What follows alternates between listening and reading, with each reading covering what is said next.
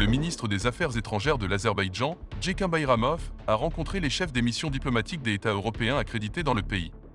La réunion a porté sur l'état actuel et les perspectives des relations entre l'Azerbaïdjan et les États européens, la situation régionale après les récentes mesures antiterroristes de l'Azerbaïdjan, ainsi que les développements possibles dans le processus de paix et de normalisation entre l'Azerbaïdjan et l'Arménie.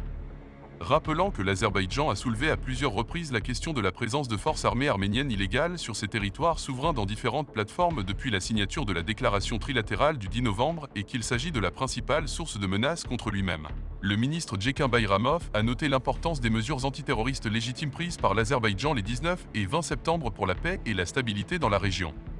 L'annonce de la garantie de la sécurité, des droits linguistiques et culturels des résidents arméniens vivant dans la région du Karabakh en Azerbaïdjan par le président de la République d'Azerbaïdjan et le début de l'enregistrement à travers le portail de réintégration à ces fins ont été notés.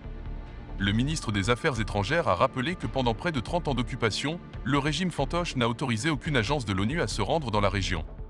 Cependant, immédiatement après la conclusion des mesures antiterroristes, l'Azerbaïdjan, en coordination avec le bureau de l'ONU en Azerbaïdjan, a organisé plusieurs missions de l'ONU, dont les représentants des bureaux de Genève et de New York de l'ONU ont fait partie.